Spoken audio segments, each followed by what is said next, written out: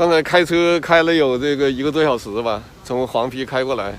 现在呢，我就到了汉口医院。我是方斌。这个今天是大年初三了。今天天气好像就好些了。刚才我照给你们看了，现在又多了。刚才3个，现在我数一下啊，4袋，1、2、3、4、5、6、7、8，有8个。哎，你没有传递，私人的住宅不允许任何人上床，我有法律保护，好吧？不存在床。你别过。哎，你不能过手。配合一下啊。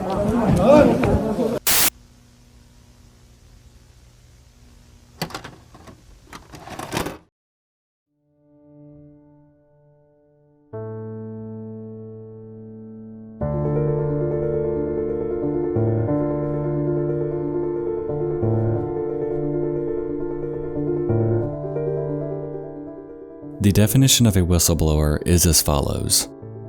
A whistleblower is a person who exposes secretive information or activity within a private or public organization that is deemed illegal, unethical, or not correct. Some of the most famous whistleblowers are Frank Serpico, who was the first police officer to ever report on police corruption in the NYPD. They actually made a movie about him in the 70s with Al Pacino portraying him. If you haven't seen it, I highly recommend it. It's a great movie. Another example is William Mark Felt, who is possibly the most well-known since he went by his alias, Deep Throat.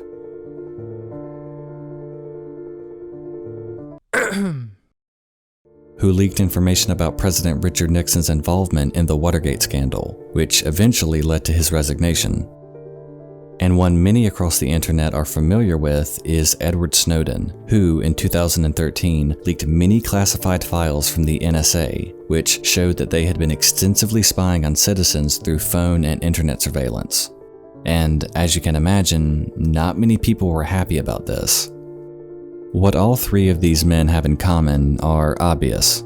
They went against a larger power or organization to shed light on the truth, regardless of their own safety. As you can tell from the title of this video, and if you watch part 2, then you know exactly who I am about to talk about. Fang Bin has been labeled by many as the biggest whistleblower of the events that happened in Wuhan in the starting days of the pandemic. He released a video that showed numerous bodies being piled into the back of a van outside of a hospital.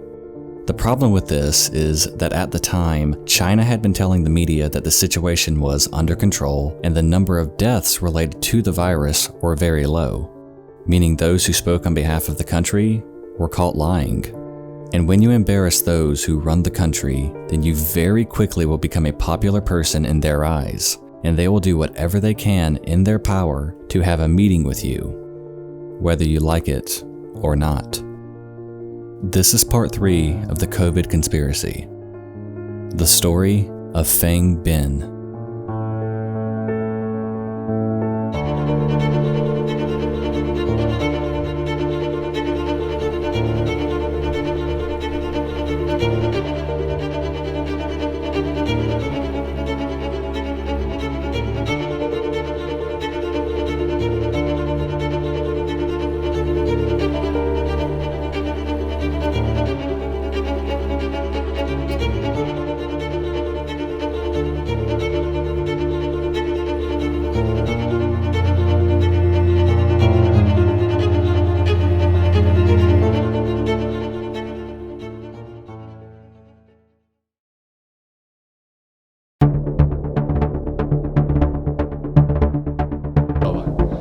敲门呢，我当时觉得出来为什么有人敲门呢？然后出来以后，我数一下啊，4袋，1、2、3、4、5、6、7、8。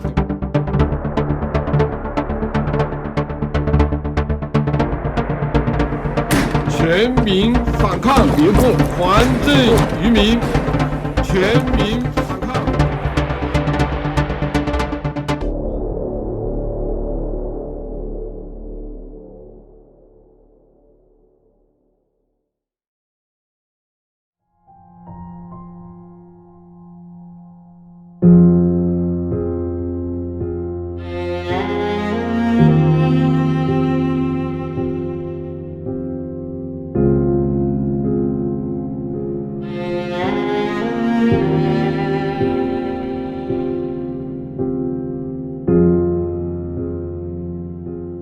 It's basically impossible to talk about Fang Bin without mentioning the man he has been so frequently associated with, that being Chen Qishi, who I covered in part 2.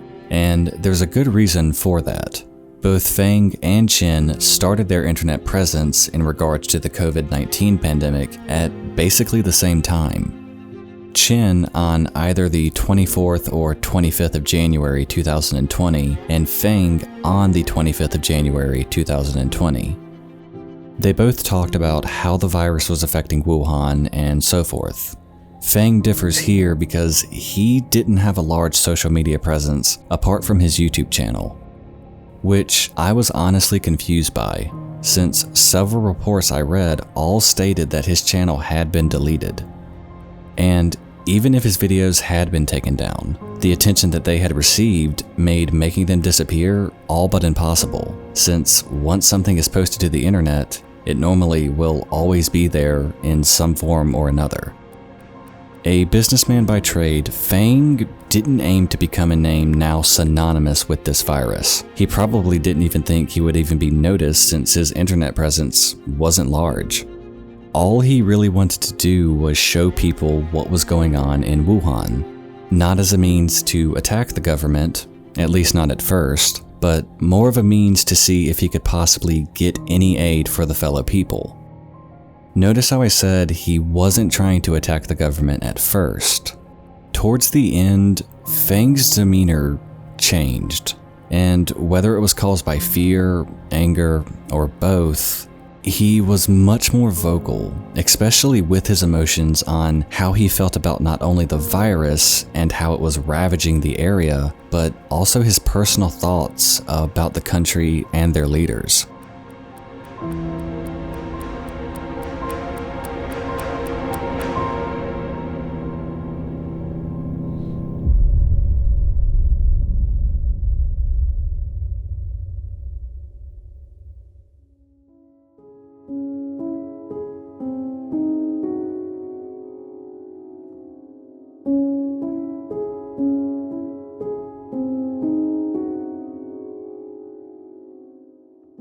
Now, I don't want to go through all of Fang's videos as I did with Chen's or Li's, because I would simply be talking about things I have already mentioned in both part 1 and 2. It's obvious by this point that the entire situation in Wuhan and all of China is bad, and that the virus is ravaging more and more every day, increasing stress, fatigue, despair, and bodies. What I want to do instead is talk about why Fang was labeled as the whistleblower, more so than anybody else associated with this conspiracy. I as well want to focus heavily on how the videos that skyrocketed his name throughout the world went down. These two things are the biggest points with Fang here. So, first, a bit of background about Fang was that nobody really knew him before the outbreak. He was just a businessman who didn't even have a YouTube channel until he began documenting the situation in Wuhan. He also wasn't in this for any sort of fame or financial gain. Not that Chen or Li were either, but I just really wanted to drive home that before the pandemic began, Fang wasn't on anyone's radar, let alone the government's. Which could be why he wasn't even monitored, which more than likely allowed him to get that infamous footage of the hospital that made Fang known to the world and ultimately led to his disappearance.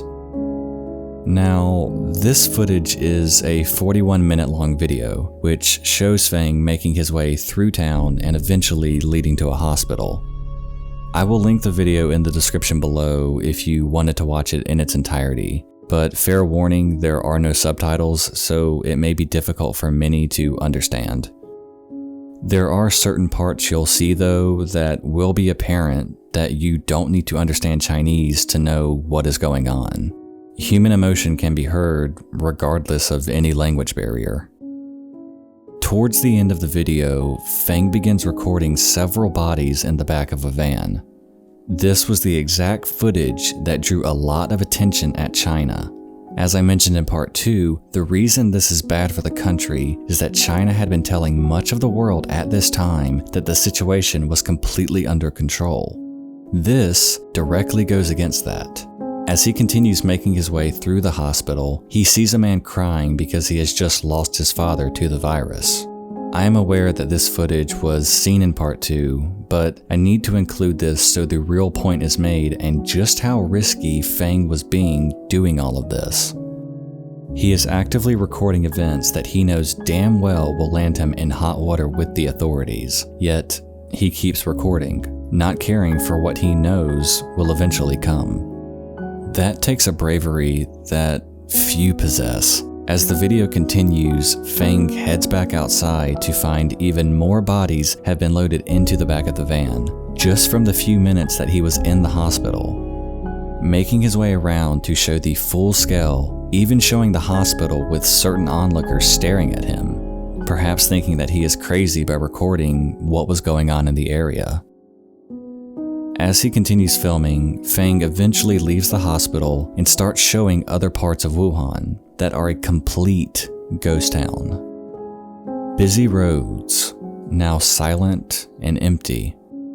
Parks now barren and appearing more haunting than welcoming. It almost looks as if he is the only person in the city. And think of the psychological toll this would have on a person. You just left a hospital where you see numerous dead bodies, and the once busy and bustling city has been reduced to a ghost town. Seeing all of the empty sidewalks, the vacant cafes, the pure silence overtaking the city would be enough to send anyone reeling. Because again, this is the type of stuff you only see in a movie, not real life. And certainly not the place you call home. But it is happening. It's an endless and overwhelming tide of a silent and invisible death that can't be hidden from.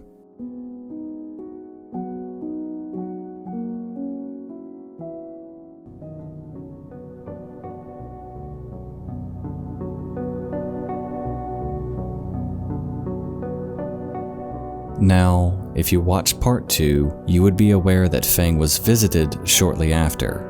And by shortly after, I mean literally hours later. And his apartment was broken into by police disguising themselves as CDC, and he was arrested. What wasn't mentioned by me in part 2 was that Fang was questioned, educated, and you know, I had to say this for both Lee and Chen, and it makes me extremely uncomfortable for some reason. Just saying that a person was educated just seems so forced. But yeah, Fang was also educated on the situation in Wuhan and how it was all under control. He was then released several hours later. Now, if you remember earlier when his apartment was being broken into, the police were telling him that he needed to be quarantined. Yet, surprise, surprise, that seemingly needed quarantine went away after he was educated. To add insult to injury, the police didn't even take him home. Fang had to bike all the way back to his apartment, which took him over 3 hours to do so. After having his apartment broken into, being kidnapped essentially, forcefully detained when he did nothing wrong, he then had to turn into a marathon cyclist just to get home. And I give this man credit. He did it all and made it back to his apartment safely. Even after all of this, he still refused to stay silent about what was going on. And if anything, he became even more voiceful about not only the situation in the city, but as well about the obvious cover-ups that were happening. This was also when Fang finally met Chen face to face, which helped him get his message out there to more people, since Chen did have a very large social media following. Fang actually knew Chen before meeting him, so to Fang, it was apparent that his videos were helping make the world aware of the dire state Wuhan was currently in.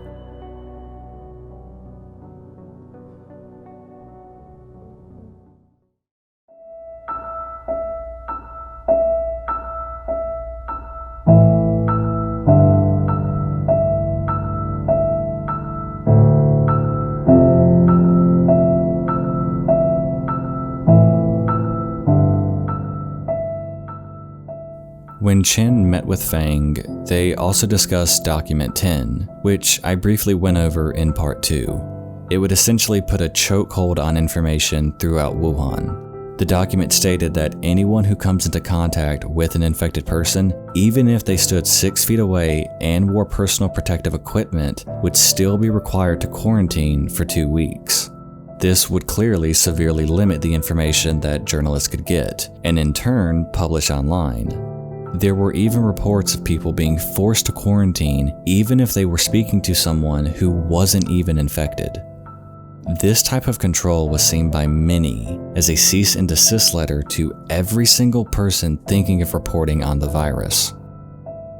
Both Fang and Chen refused to allow it to stop either of them, as now both had become extremely invested in this cause to get the truth out there.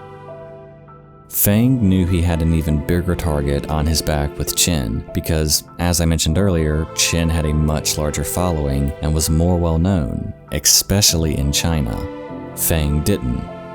Fang knew that he could wind up disappearing much easier than Chen could, and that nobody would really ask questions about him.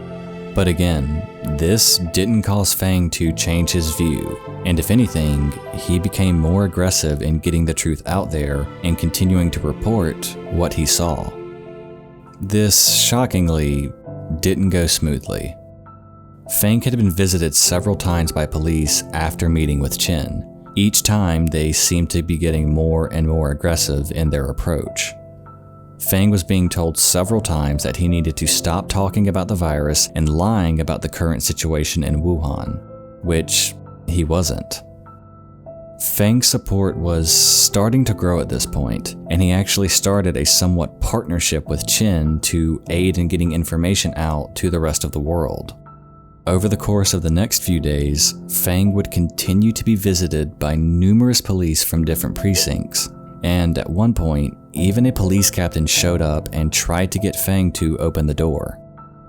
The information here is a bit conflicting, because on one hand, I am seeing websites say that Fang was arrested the one time, whereas others are saying that he had been arrested multiple times. I am going to lean towards the latter though. It's obvious why police wanted him to stop talking, but a part of me thinks that they needed to come up with a creative way to make Fang stop talking. This is why I said in part 2 that I believe Chen's disappearance was heavily linked to Fang. Not to say that Fang threw him under the bus here, but Chen wasn't as wanted, at least at the time, as Fang was by the police. Chen did not have police knocking down his door and arresting him. Fang was the bigger fish here, when ironically, he had the smaller social media following and impact. But the video of those bodies in the van really made him public enemy number 1 to the authorities. Another thing I noticed was it appeared that with having Chen in his corner, Fang became more confident and felt a little less alone doing all of this reporting. You can look at his channel and see that after the arrest and meeting Chen on February 4th, Fang started uploading videos of himself in full frame of the camera, and he seemed more willing to be assertive, instead of being behind the camera, just talking. He was also uploading longer videos than his normal shorter ones.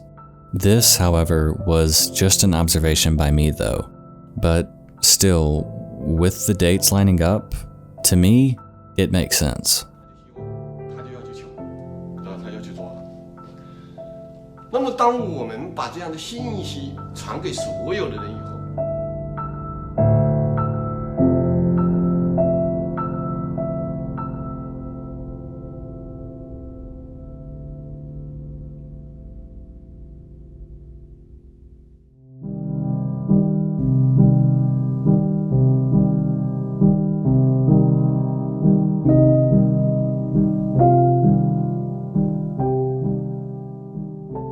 As we all know by now, Chen disappeared on February 6th, 2020, and the confidence that Fang may have been feeling seemed to quickly be replaced by fear, anger, and sadness. His last 3 videos, his entire demeanor changes. from a somewhat relaxed and firm tone to being very upset, yelling throughout the video, and moving around and swaying a lot more. Something many of us were taught in school was swaying when speaking, especially if you are addressing something serious, is a sign of being nervous and less confident. I picked up on it really quickly in his second to last video, and I by no means am blaming Fang here. I would be just as bad, if not worse, if the only person that was on my side suddenly disappeared. This was also the first time you can really see how a person is reacting to learning of Chen's disappearance. Everything else, whether it's an article online or someone talking about it in a YouTube video, has had time to process and learn somewhat of what has happened. Fang is making a video hours after learning about Chen's disappearance. And knowing what happened to him, he is more than likely thinking the same thing is happening to Chen, and he could feel extremely responsible for that. Fang knew that the target on his back was large, and that it was growing every time he hit the upload button. Fang's last video was uploaded on February 8th, 2020, a day before he met the same fate as Chen. It was his shortest video, coming in at only 13 seconds. And it showed a piece of paper that read, "Resist all citizens, hand the power of the government back to the people," with Fang almost chanting it twice. 全民反抗，还政于民。全民反抗，还政于民。方斌书。 And after this, he goes silent. And since then, no information is known on the status of Fang Bin. He seemingly vanished into thin air, and nobody in either the police department or government is talking about it. It's obvious why Fang and Chen had disappeared, and there's nobody out there thinking they simply decided to quit covering the developing story in Wuhan. They disappeared, and were taken by either the police, government, or some power in between. I normally do not throw accusations like that, but when you see a video that shows police disguising themselves as CDC to then break into a person's home when they did nothing wrong is not only shady, but it's illegal. So yes, I'm pointing fingers, and if you agree or disagree, you can let me know in the comments below because I love speculating.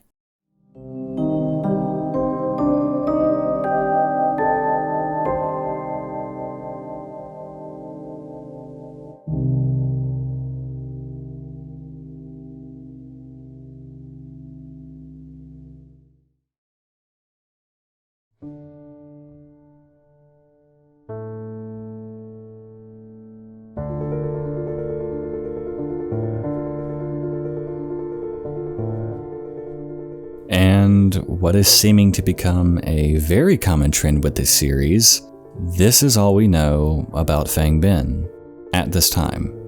He is still declared as missing as of February 9th, 2020. So, what now? What is part 4?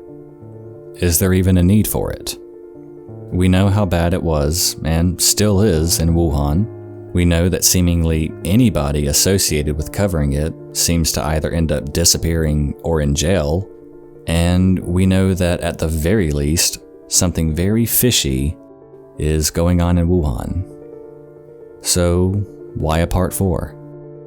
Well, I am going to talk about a man who has been labeled as a hero, traitor, whistleblower, criminal, saint, and enemy, depending on who you ask. A man who lit the fuse for this entire ordeal, who made people aware of COVID-19 before anyone else. A doctor who gave the ultimate sacrifice even in the face of a country demanding his silence. A man who indirectly links Fang, Chen, and Li all together. Who caused Fang to begin documenting the events in Wuhan, who caused Chen to go to Wuhan to aid in getting information to the public, and who caused Li to start his search for Chen. Part 4 will tie everything together with information that will blow your mind. The man I am referring to is Dr. Li Wenliang, and how he made the world aware that something very bad was coming.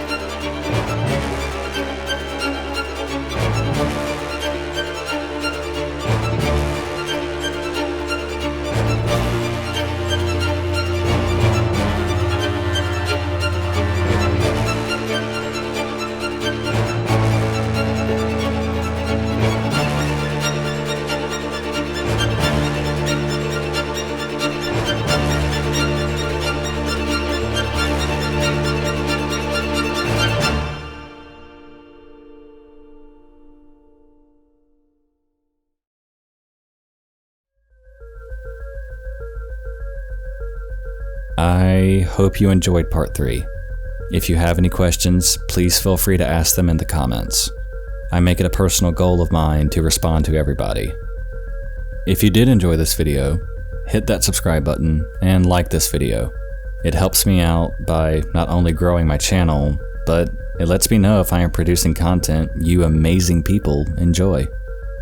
Part 4 will be out very soon, and I will be wrapping up my first ever series with that one. So stay tuned, because I will have it out before the end of September. But until then, stay safe out there, friends. Good night.